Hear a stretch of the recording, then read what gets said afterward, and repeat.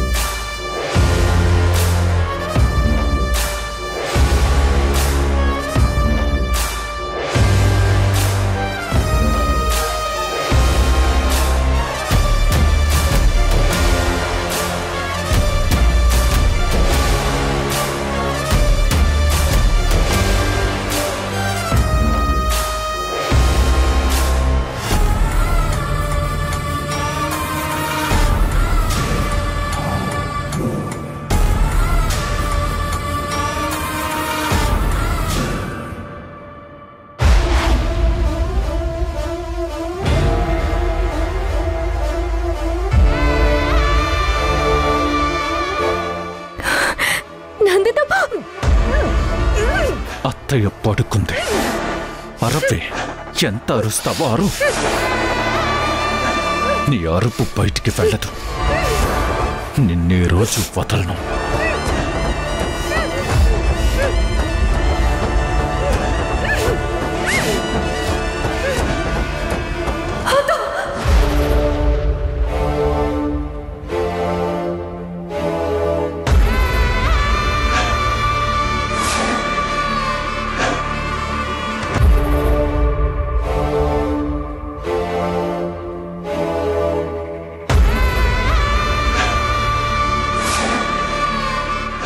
మీరెప్పుడు వచ్చారు? నా ఇష్టం వచ్చినప్పుడు వస్తాను. నా రూమ్లోకి నేను రావడానికి కూడా నీ పర్మిషన్ తీసుకోవాలా?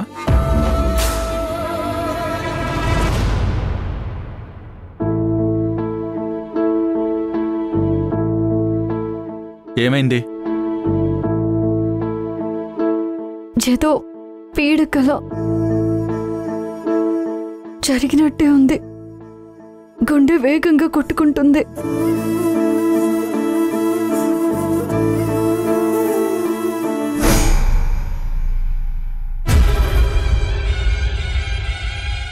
ఆ కార్తిక్ గడు కళ్ళకొచ్చాడా?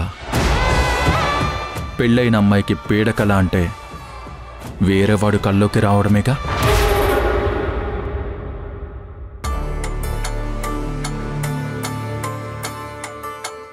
పీడకల అంటున్నావు? ఏం చేశాడు చెప్పు వసుంధరా. ఏం చేశాడు?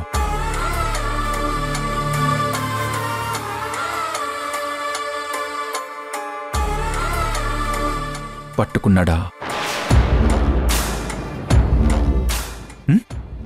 ఎక్కడ పట్టుకున్నాడు?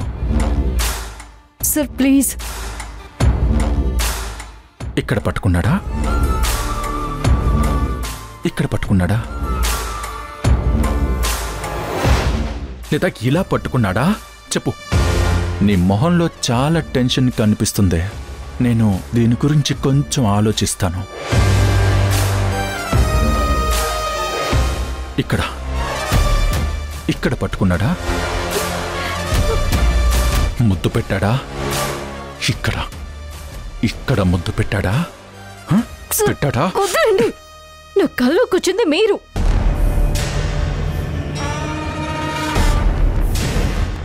మరి నేనొస్తే పీడకల ఎందుకవుతుంది?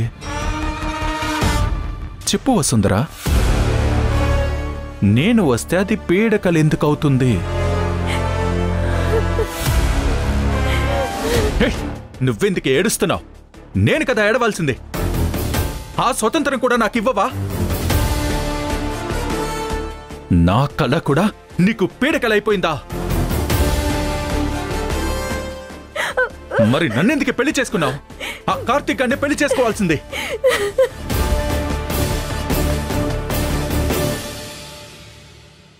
ఎలాగనో ఎలాగనో ఎలాగవేగనో కనులు మూసి నడవమంటే అడుగెలా సాగునో. నేను మాట్లాడే మాటలు నిన్ను బాధ పెడుతున్నాయా? తెలిసి నువ్వనే వాటికి నా గుండె పగిలిపోతుంది. నేను పీడకలనైపోయాను కదా నీకు? పీడకలనైపోయాను. చెప్తాను.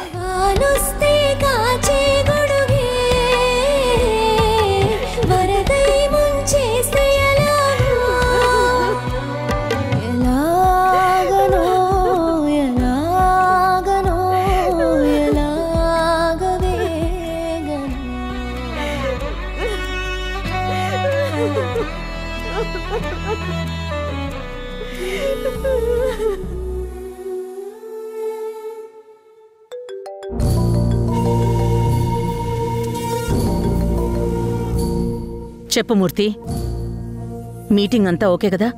కూలీలందరూ కన్విన్స్ అయ్యారా? వర్క్కి వస్తామని చెప్పారా? మేడం, నేను వర్కర్స్ని చాలా కష్టపడి మాట్లాడి ఒప్పించాను. కానీ ధ్రువ సార్ మాట్లాడిన మాటలకి వాళ్ళు స్ట్రైక్కి రెడీ అవుతున్నారు. అదేంటి? అసలు ధ్రువ ఏం మాట్లాడాడు?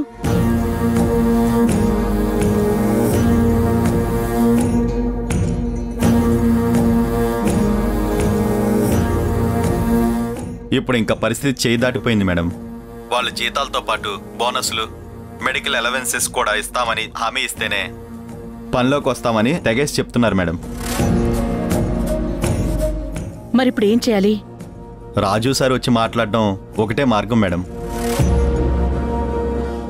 సరే, నేను చూసుకుంటాను. Okay madam.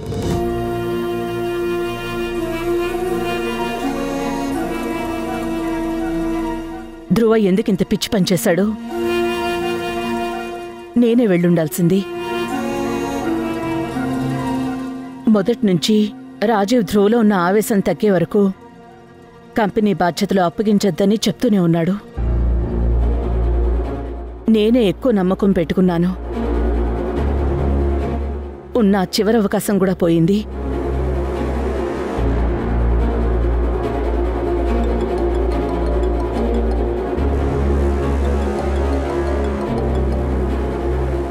చెప్పండి మూర్తి. మేడం, 2 మీటింగ్స్ రేపటికి పోస్ట్ పోన్ చేయమన్నారు కదా, అవి చేస్తున్నాను మేడం. వద్దు, ఏది పోస్ట్ పోన్ చేయకు. నేనే టైం అడ్జస్ట్ చేసుకుంటాను. Okay madam.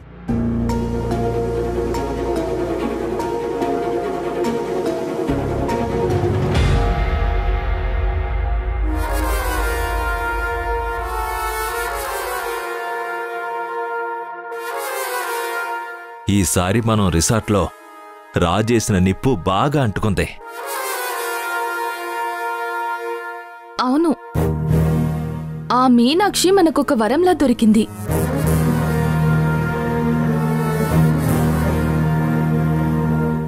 కార్తిక్తో వసుంధర వెళ్ళిపోవాలని అనుకుందని ధ్రువాన్ని నమ్మించింది. ఇప్పుడేం చేస్తున్నాడు ఆ మరమనిషి? ఎంత ఏడిపించాడు నన్ను. చివరికి నేను సూసైడ్ అటెంప్ట్ చేసుకుంటే కనీసం వాడి కళ్ళల్లో బాధ కూడా లేదు. నేను అనుభవించిన ఆ డిప్రెషన్ అంతా వాడు అనుభవిస్తేనే నాకు మనశ్శాంతి.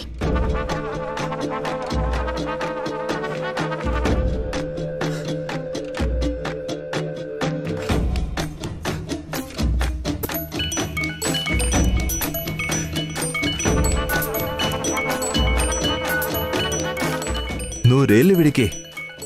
ధ్రువ కాల్ చేస్తున్నాడు. పెళ్లికి ముందు ఎన్నిసార్లు కాల్ చేసినా లిఫ్ట్ చేసేవాడు కాదు. ఈ టైంలో కొత్త పెళ్లి కొడుకు ఎందుకు చేస్తున్నాడో. ఫోన్ పిక్ చేసి స్పీకర్లో పెట్టు. ధ్రువ చెప్పరా. రే విపుల్, ఫ్లాట్లోనే ఉన్నావా? ఫ్లాట్లోనే ఉన్నానరా. కొంచెం మూడ్ బాలేదురా, అక్కడికి రావచ్చా? నువ్వు పర్మిషన్ అడగాల. రారా, వచ్చే.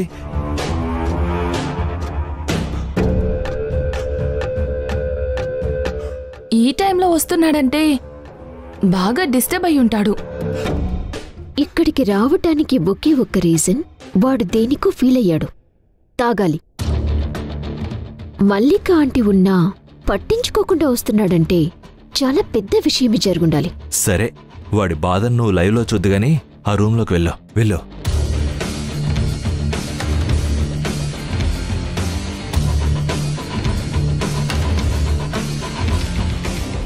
హాయ్ ధ్రువ. హాయ్ ధ్రువ. కూర్చో. ఏంట్రా, మూడు మొహం రెండు ఆఫ్ అయినట్టున్నాయి. ఆల్ ఓకేనా ధ్రువ?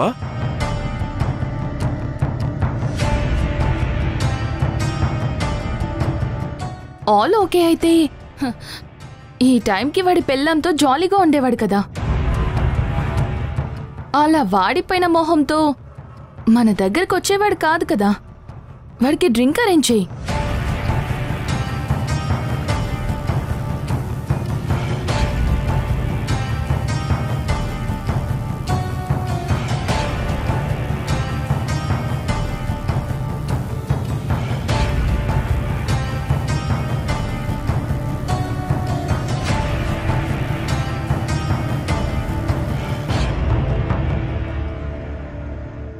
తీసుకోరా.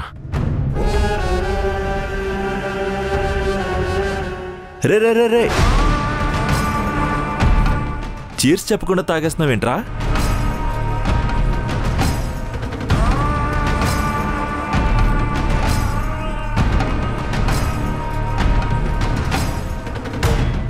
రే చిన్నగారా, తిరిగి నువ్వు మళ్ళీ ఇంటికి వెళ్ళాలి. వెళ్ళి ఏం చేయాలరా? ఏం చేయాలి నేను? అక్కడ నా కోసం ఎప్పుడు ఎదురు చూడటం. ధ్రువ, ఏం చేస్తున్నావు నువ్వు అసలు? ఏం చేయాలో తెలియటం లేదు, అందుకే ఇలా తాగిస్తున్నా.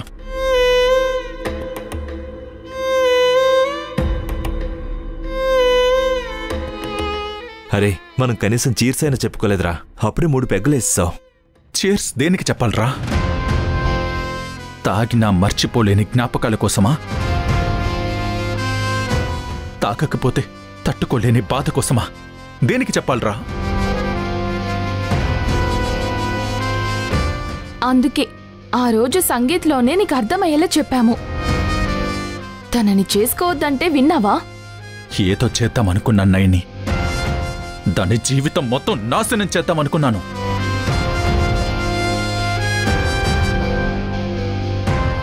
కానీ అది నా ఇంట్లో పట్టుపరుపుల మీద ప్రశాంతంగా పడుకుంటుంది. నేను నిద్ర పట్టక పిచ్చెక్కినట్టు ఇలా తిరుగుతూ ఉన్నాను.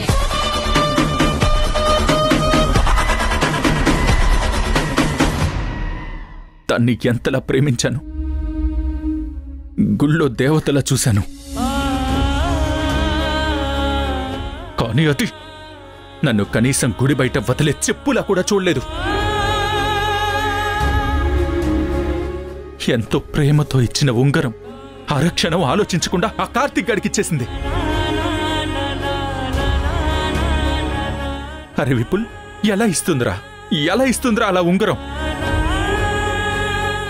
అది నా ప్రేమ కదా, తీసి ఎలా ఇచ్చేసిందిరా?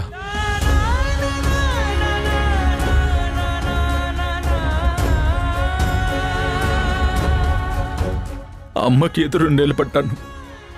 ఆస్తిని వద్దనుకున్నాను. ఇంకేం చేయాలరా నేను? పెట్టుకున్న నమ్మకం పోయింది, కోరుకున్న ప్రేమ పోయింది. అసలు ఇదేం జీవితం రా? నా మీద నాకే జాలేస్తుంది.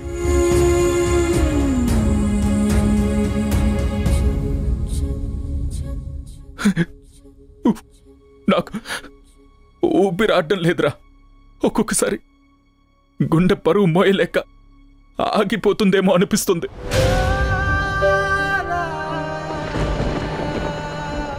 రే విపుల్, బతికున్న శవంలా తిరుగుతున్నాను రా. రే రే రే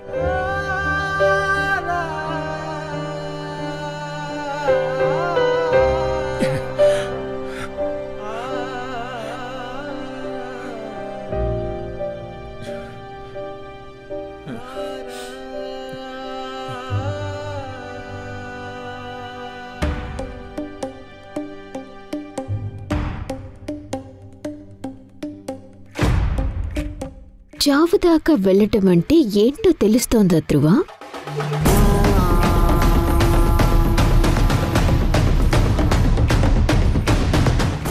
ఎన్నిసార్లు నువ్వంటే ఇష్టమని చెప్తే నా ప్రేమని కూడా అలానే విసిరిపారేశావు. అనుభవించు. నీ ఏడుపుతో నీకివ్వాల్సిన అస్సలు ఇచ్చేశాను. కానీ నువ్విచ్చింది తిరిగిస్తే నేను గ్రీష్మని కాదు కదా, వడ్డీతో సహా చెల్లించేలా చేస్తాను.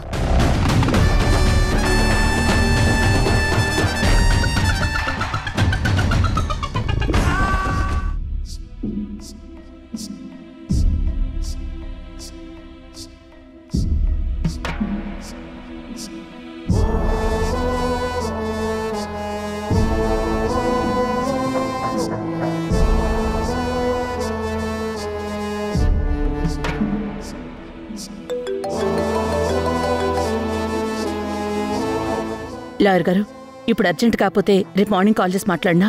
I'm so tired. అలాగే madam. Thank you.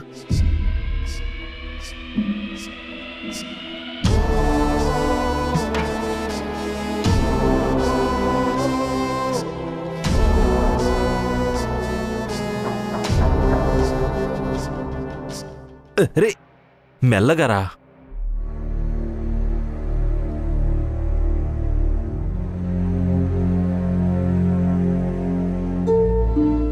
Ray aunty ఇక్కడే ఉన్నారా? రే ధ్రువ లేవరా.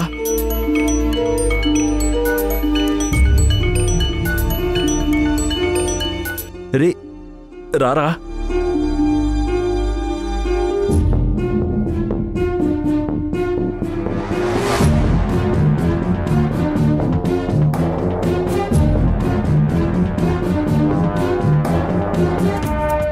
వాడు తాగాడా?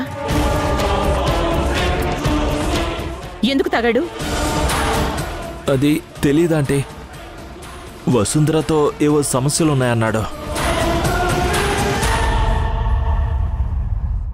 వసుంధరా, వసుంధరా, వసుంధరా.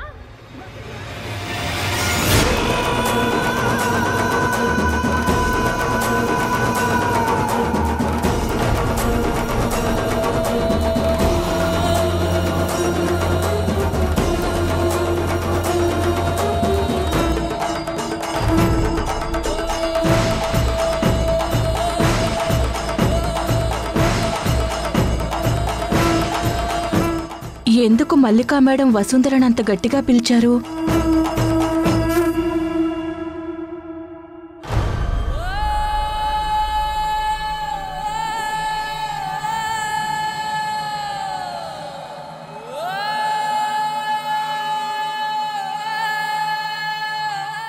ఏమైంది మేడం?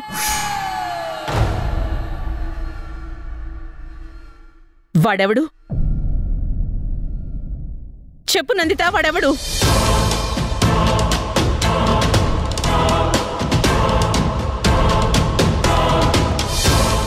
వాడు నా కొడుకు కాదు. నిన్నటిదాకా ఇలా లేడు.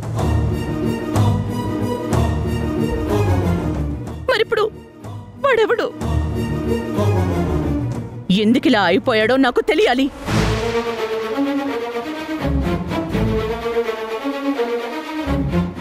వసుంధరా, వెళ్ళివండి పట్టుకో. పో.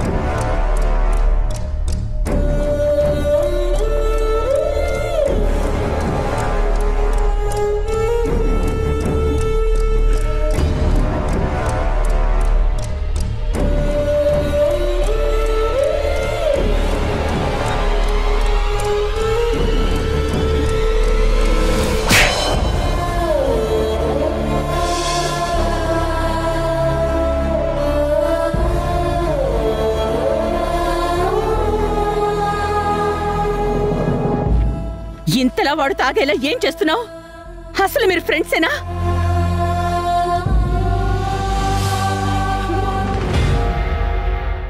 ఒక వయసు వచ్చాక తల్లిదండ్రులతో చెప్పుకోలేని విషయాలు కూడా ఫ్రెండ్స్తో చెప్పుకుంటారు. దాని అర్థం ఏంటో తెలుసా? మీరు వాళ్ళ స్థానంలో ఉన్నారని.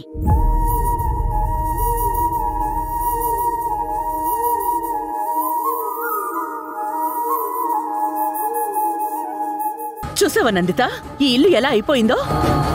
ఇందుకే ఈ ఇంటికి తగ్గ కోడలు కావాలి అన్నాను. 4 రోజులు కాలేదు, నా కొడుకు గతి చూడు. ధ్రువని పైకి లేపో.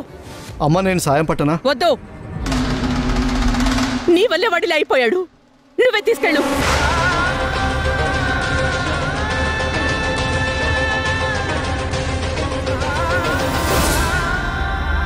ఆ తింటూ నా మొహం మీద పెట్టి చంపేసి ఆ కార్తిక్ గారితో వెళ్ళిపోదామనుకుంటున్నావా? క్యారెక్టర్ లేని దానివే నువ్వు.